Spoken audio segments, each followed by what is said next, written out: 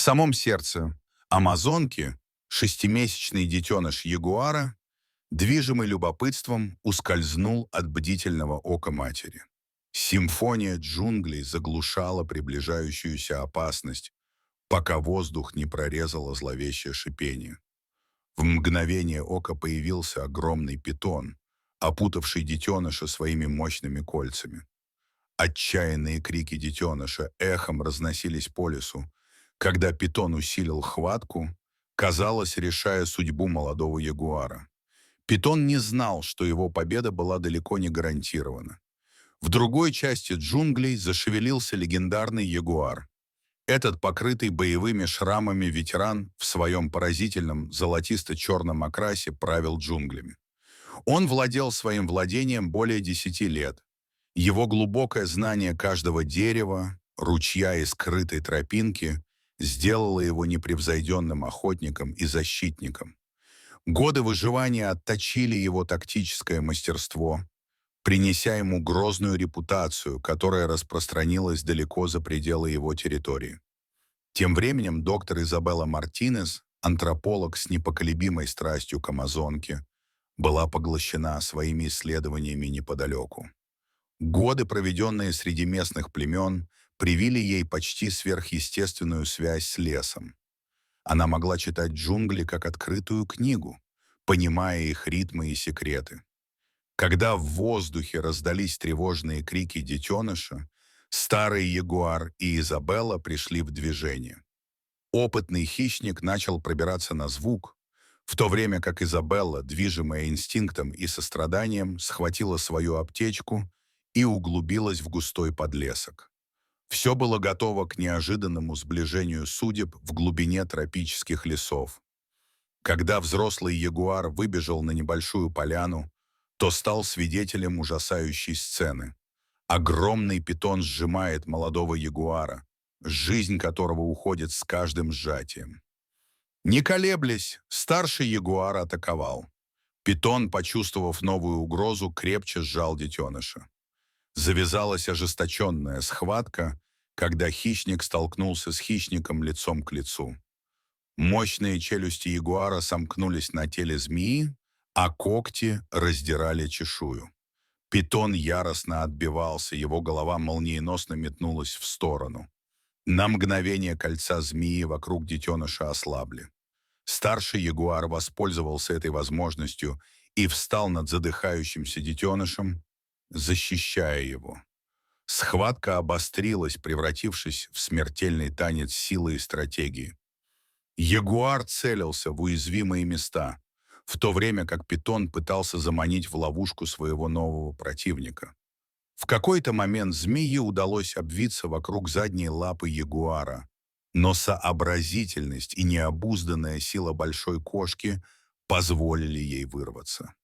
Свирепо укусив питона в живот, ягуар переломил ход битвы. Поняв, что он в меньшинстве, окровавленный и дезориентированный, питон начал отступать. Ягуар стоял на страже детеныша, напрягая мускулы и готовый на случай, если змея попытается вернуться. Но инстинкт самосохранения возобладал, и питон исчез в подлеске. В джунглях снова воцарилась тишина, нарушаемая только затрудненным дыханием детеныша и его спасителя. Доктор Изабелла Мартинес решительно продвигалась через густые джунгли Амазонки. Скользкая грязь и скрытые корни усложняли дорогу, но многолетний опыт помогал ей уверенно продвигаться вперед. Путешествие было сопряжено с опасностями. Над головой завизжала группа испуганных обезьян, а болезненные укусы огненных муравьев послужили суровым напоминанием о многих опасностях, подстерегающих в джунглях. Изабелла двинулась дальше, пересекла узкий ручей по поваленному бревну и осторожно обогнула греющегося на солнышке каймана. Когда она приблизилась к источнику шума, воздух наполнился ревом ягуара, который ни с чем нельзя было спутать. Сердце Изабеллы бешено колотилось, когда она прорвалась через последние заросли на небольшую поляну на берегу реки. Зрелище, открывшееся перед ней, было одновременно великолепным и пугающим. Пожилой ягуар защищал маленького детеныша, в то время как огромный питон отступал в подлесок. Но драма была далека от завершения. Старший ягуар настороженно посмотрел на нее, но позволил приблизиться. Изабелла опустилась на колени рядом с раненым детенышем, обратив внимание на следы сильных ушибов. Понимая, что ситуация срочная, она немедленно начала оказывать первую помощь. Быстро работая, Изабелла обработала раны детеныша и остановила кровотечение. Она предложила ему воды и следила за его затрудненным дыханием, в то время как старший ягуар стоял на страже, издавая тихое ободряющее рычание.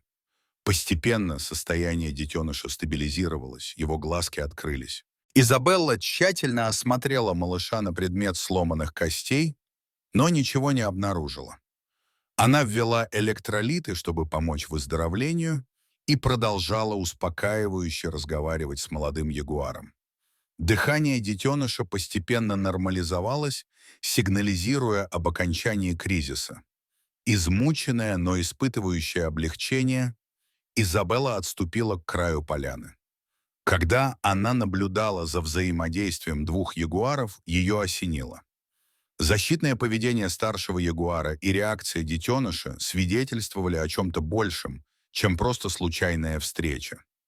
Это был отец, защищающий свое потомство.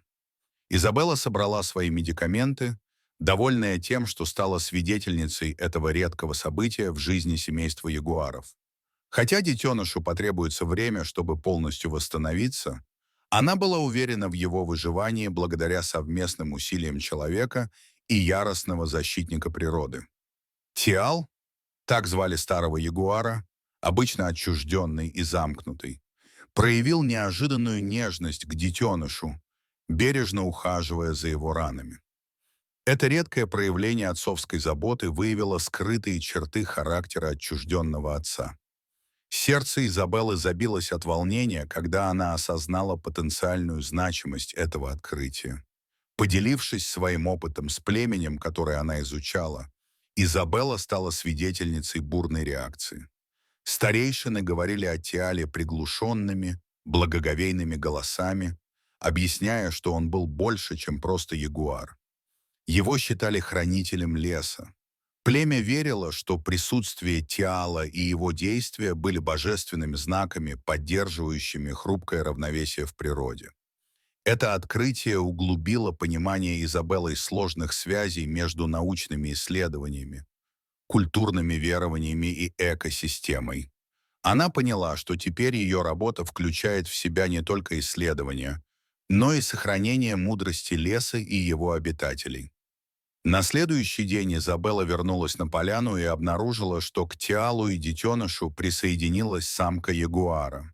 Решившись на смелый шаг, она медленно приблизилась к группе. К ее изумлению Тиал подпустил ее достаточно близко, чтобы она могла дотронуться до шерсти детеныша. В этот момент между ними, казалось, возникла необычайная связь.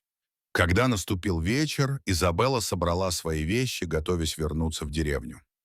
Она бросила последний взгляд на Тиала и его детеныша, поражаясь необычайной цепочке событий, которые привели к этому моменту. В его глазах, казалось, была глубина мудрости, которая соответствовала окружавшему их древнему лесу. Изабелла улыбнулась, зная, что это событие навсегда останется в ее памяти. Дорогие зрители, что вы думаете об этой истории? Расскажите, пожалуйста, в комментариях. А если вам понравилось это видео, то ставьте лайк и подписывайтесь на наш канал. До свидания.